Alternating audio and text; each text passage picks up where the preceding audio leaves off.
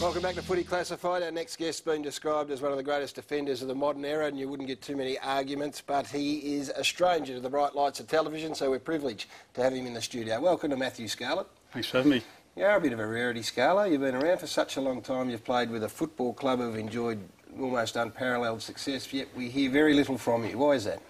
I guess I just enjoy playing the game, mate, and then going home to the family, but there's plenty of other guys queuing up to do the media, so I just let them do it. There was a stage there where the losses were so rare for Geelong.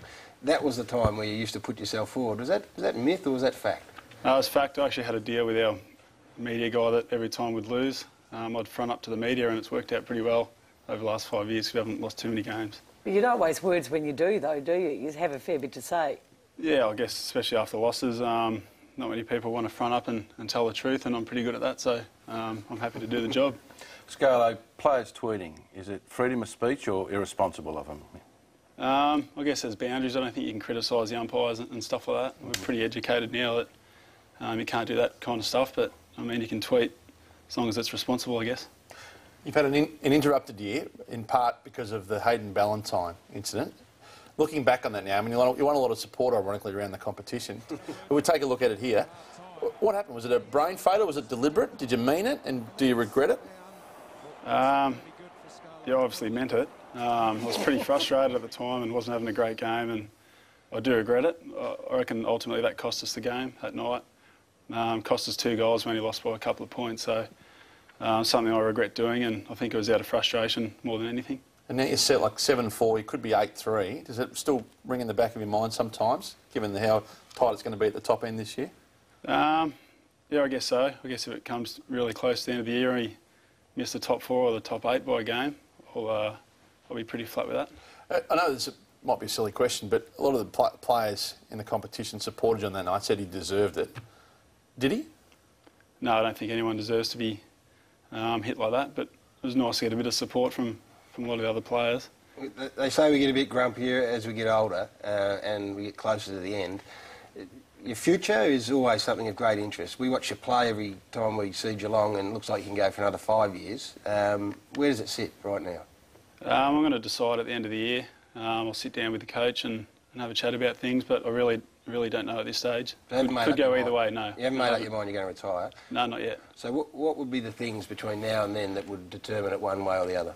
I guess my form, still a long way to go this year, and also where the team's at. I guess if the club really needed me to hang around, I'd consider that, but I have to see where the group's at and my form and also my body. And as it gets closer to the time when you've got to make a decision, I mean, there's a realisation dawn that you're a long time out of the game, so it can potentially sway you back the other way if you're thinking that way? I guess you are a long time retired and all that kind of stuff, but if you've got your mind made up that you want to retire and you've got those doubts, I guess it probably is the right time to walk away. Scarlett, Gary mentioned the unparalleled success. It seems every second year there's a bit of blues about you and not quite going at your best. Is that sort of a hangover from the premiership, or is it the pressure of continually performing at an elite level? Have you got any... Yeah, I'm not quite sure. I don't think it is a hangover type thing. We're a pretty hungry group, and we've proven that to be a great side over 5 or 6 years. So I guess it's hard every week fronting up, and you're getting the best from the opposition each week. So it does take a toll. But you know, we haven't started this year particularly well, but we're confident by the end of the year we're going to be playing our best football. What do you think is going to light that bonfire? Because everyone's waiting. Yeah, we know the areas where we're not at our best, the contested ball and all that kind of stuff, but we've obviously still got the same players that are so good at it. There's a few little areas we're going to have to work on, and once we do, I think we'll play some great footy. Qualifying final 2008, I've been dying to ask you, what did you say to old mate Rob Harvey after the game? After the game, I went to shake his hand, and I don't think he was too happy with what I said during the game, so it looked like I sledged him after the game, which I'd never do. Right. But I think he was still upset with what was said during the game, which wasn't that bad either. What did you say to him? I think I just said he's too old and should walk away from the game, something like that. And after the game, I went and asked if he was all right, and said well done, and didn't want to borrow it. So sledging is obviously a massive story today. It'll be front page news tomorrow because of Will Minson and alleged comments made to Daniel Pearce. Does it upset you when that stuff becomes public now, or is there a boundary that you just can't cross? Yeah, there's definite boundaries. I mean, if it's true what he said, it's just not acceptable and not on. We're well educated and all that stuff. And he's done it before, so it's a bit surprising that he hasn't learned his lesson. Speak candidly with us if you can about Gary Ablett. You played so much footy with him, and you were so close to Mark Thompson yourself at one stage. Yep. And we see him at the Gold Coast now, and he's dominating games. He's running around. He missed a flag last year. Who knows whether he'll miss another one in his time from Geelong. Do you feel sad about the way it ended for him at Geelong? And do you think more could have been done to keep him? I'm not too sure. I don't think he would have stayed if he knew Bomber was leaving. I know some people have said that. You do think he would have stayed? No, I don't think he would have. Oh, okay. Such a massive contract and all that money, which would have played a huge part in him leaving, and I don't think he would have stayed. I don't think we could have done much more. And do you think he regrets it now? I'm not too sure. He looks a little bit frustrated at times, but he would have known that going up there that it was going to take him a while to become a good team. Was there any resentment from yourself? No, none from the players. I mean, those kind of offers sets him up for life and all that kind of stuff. So, good luck to him. Would have loved for him to stay. He's a fantastic player and would have made us a stronger team. But clubs are always pouring through lists of premiership teams to find the next coach. Who do you think is most likely to coach from your teammates? Ex-teammate Cameron Ling, I reckon, will coach. He'd be fantastic. And Steve Johnson, he already thinks he's our coach, so probably him. You've got a pretty fair idea about how things line up in defence. I mean, you could be a coach, couldn't you? I'm pretty knowledgeable about the game, but whether or not I want to do it, I don't think so at this stage. Rate Joel Selwood for us, in terms of a player coming into a footy club and having the impact that he's had over a period of time. Now you're captain. Where does that story stand? Well, he's perfect at everything, really. From the moment he came into the footy club, future leader, I've written all over him, and just sets the standards at the footy club on and off the field, and he's led us terrifically well this year. Because leadership has been so pivotal to your success, and the whole Tom Harley situation where they said his impact on players such as yourself and others was really profound, and then to be able to have Cameron Ling follow on and then Joel Selwood, just so critical.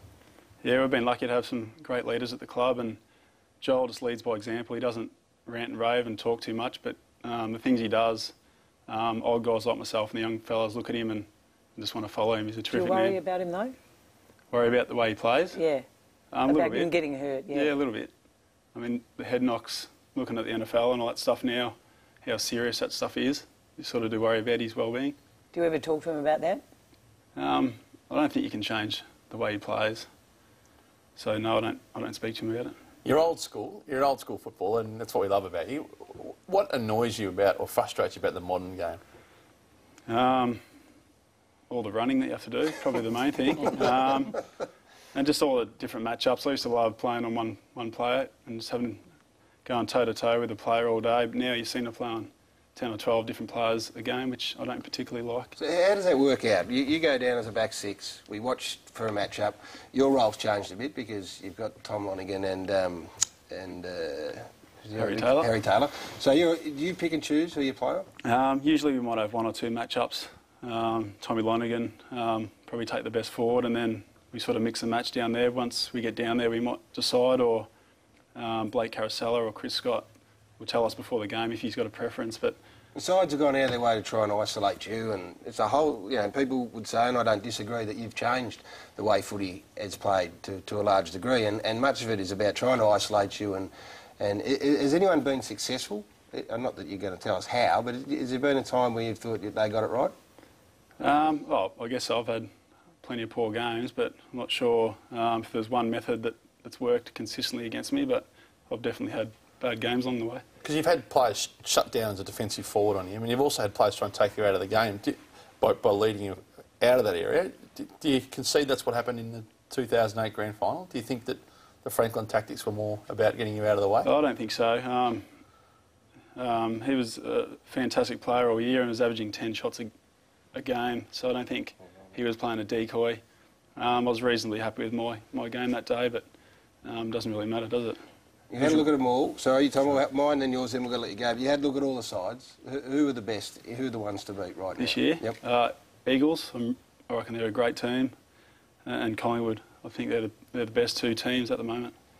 Who's your most respected opponent that you've always had trouble with? Matthew Lloyd was the best pure full forward that I played on. Just so smart, great kick, great mark. You played your first 2 games on him too, didn't you? Yeah, I did, yeah. Gave me a bit of a touch-up a few times, but probably even the ledger at the end of his career.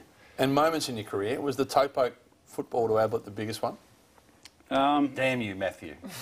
Yeah, probably. The outcome and the moment and how big the game was, I guess, was a pretty big moment in my career. It's fascinating, Gaz. We could talk to him all night. He's such a... He could do a show. Doesn't come in often. We could do a show. We had a few words and so poignantly said, thanks for coming in. We appreciate it. It's Thanks. Best of luck with the decision at the end of the year. I think I speak on behalf of the footy world when we say we really hope you play on and see another year of you, and hopefully that's the case, but everyone will acknowledge your decision at the end of the year. Thanks for having me. Matty? Matthew Scarlett, the champion Geelong fullback, one of the greatest players to ever play the game, joining us on Footy Classified. What have James Brayshaw and Izzy Folau got in common? They're both on the agenda next, along with the thermometer on Footy Classified.